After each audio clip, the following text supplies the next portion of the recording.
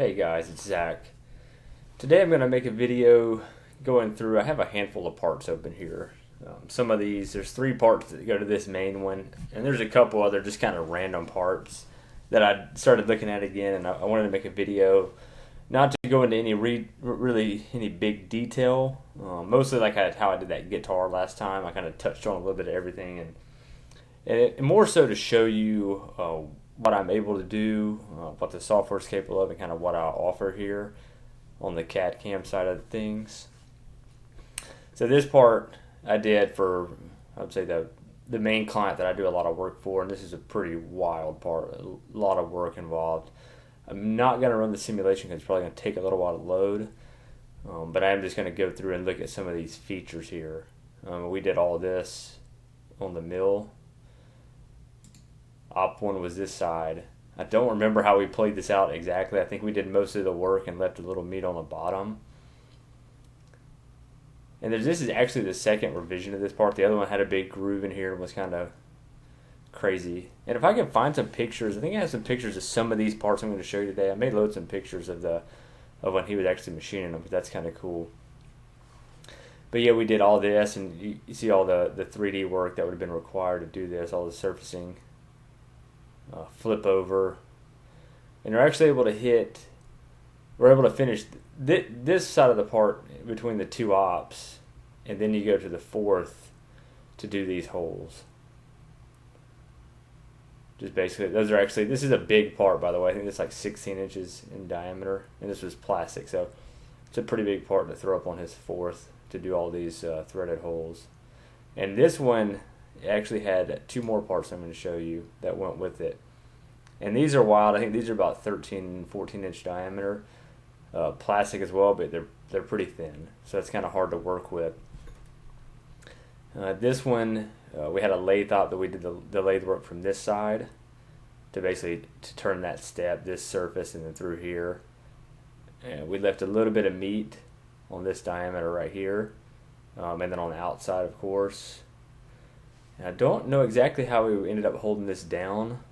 Never got any feedback about it. I guess it worked. Maybe even taped it down.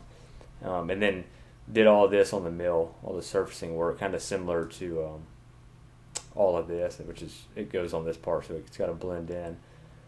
So all the surfacing work was done on the mill on this op. So again, these are kind of unique in their own way because they're so big diameter and they're plastic. So they're not the most rigid things in the world. And then they're pretty thin considering the diameter so big. Same for this. This went on the other side of the part.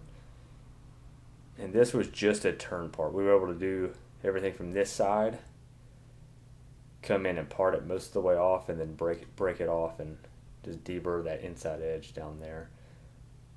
But again, kind of a wild little part because it is so big and open in the middle, but really thin, so it's kind of tough to work with. So those are pretty cool parts. Kind of got to think about your approach on that, and then sometimes you get into it and it doesn't go exactly you think, so you've got to be able to adjust accordingly. I know what this one is. I have no idea what that part went to. It's just a job shop part as far as I know. This was actually a propeller extension. This one's pretty cool. I know I have a picture of this one actually installed, so if I can add that to the end of the video maybe, that would be cool to see that. But kind of a unique part. This was all made out of steel, of course.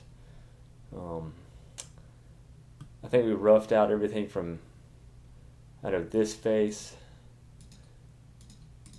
and then I may have another op over here. Oh, this is the mill op. So I turned all of this and actually roughed all of this out on op 1 and through here. Then we flipped it around and did this bore